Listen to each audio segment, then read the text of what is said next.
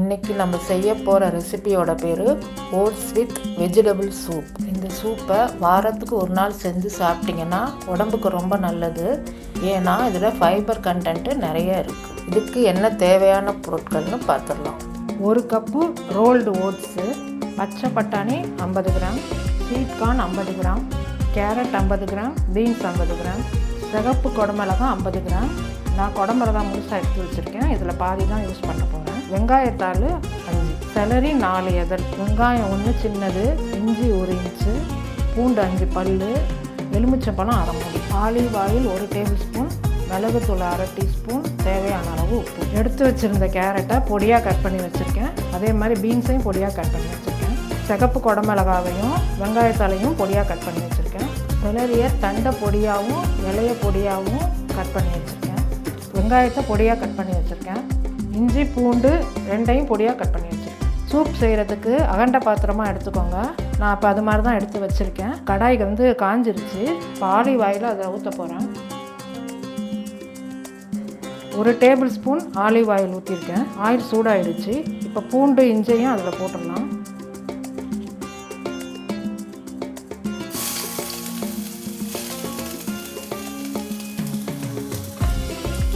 போட்டுட்டு கொஞ்சம் வதக்கி விட்டுருவோம். வெங்காயத்தை போட்டுடலாம்.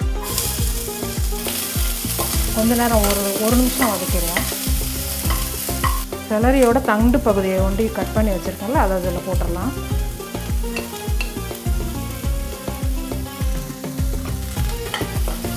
அதையும் ஒரு நிமிஷம் வதக்கி வச்சுருவோம். கேரட்டை போட்டுடலாம். பீன்ஸ் போட்டுடலாம். குடமிளகாய் போட்டுடலாம். பச்சை பட்டாணியை போட்டுடலாம். ஸ்வீட் கார்ன் போட்டுடலாம். போட்டு ஒரு 2 நிமிஷம் எல்லாத்தையும் நல்லா வதக்கி விட்டுருவோம்.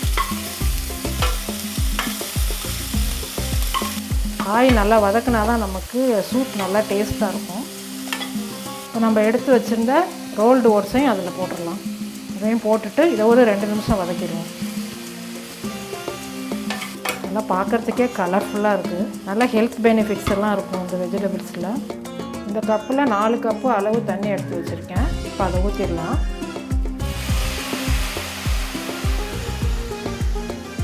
ரெண்டு கப்பு ஊற்றிட்டேன். இது 3வது கப்பு. இப்போ 4 கப்பு தண்ணி ஊற்றியாச்சு. இப்போ தேவையான அளவு உப்பு அதில் போட்டுக்கலாம். இப்போ நல்லா கலந்து விட்டுருவோம். இப்போ காய்கறிங்க ஓட்ஸ் எல்லாம் சேர்ந்து நல்லா வேகணும். அதனால் ஒரு 15 நிமிஷம் நம்ம மூடி வச்சிடலாம். அடுப்பை மீடியம் ஃப்ளேமில் வச்சுருங்க. இப்போ 15 நிமிஷம் ஆகிடுச்சு. வெந்துருச்சான்னு பார்த்துக்கலாம். இப்போ ஓட்ஸு காய்கறி எல்லாம் நல்லா வெந்துருச்சு. ஓட்ஸ் எல்லாம் வேகிறதுக்கு ஒரு 15 நிமிஷம் தான் ஆகும். இப்போ பொடியாக கட் பண்ணி வச்சுருந்த வெங்காயத்தாலையும் செலரியையும் போட்டுடலாம். இது 2ஐயும் போட்டு ஒரு நிமிஷம் நல்லா கொதிக்கட்டும். இப்போ சூப் ரொம்ப திக்காக இருக்குது. கொஞ்சம் நம்ம தண்ணி ஆட் பண்ணிக்கலாம். அதில் ஆட் பண்ணிவிட்டு நல்லா கலந்து விட்டுருவோம். இப்போ கொஞ்சம் கரெக்டாக இருக்குது. ரொம்பவும் திக்காக இருக்கக்கூடாது, ரொம்பவும் தண்ணியாக இருக்கக்கூடாது, மீடியமாக இருக்கணும். இப்போ அரை டீஸ்பூன் மிளகுத்தூள் எடுத்து வச்சுருந்தோம், அதையும் போட்டுருவோம். போட்டுட்டு எல்லாத்தையும் நல்லா மிக்ஸ் பண்ணிடுவோம். இப்போ சூப் ரெடி ஆகிடுச்சு. ஸ்டவ்வை ஆஃப் பண்ணிடலாம். இப்போ ஆஃப் பண்ணிவிட்டு நம்ம அரை மூடி எலுமிச்சம்பழம் புழிஞ்சு எடுத்து வச்சுருக்கேன், அதை இதில் ஊற்றிடலாம். இப்போ சூப் ரெடி. பவுலில் மாற்றிடலாம்.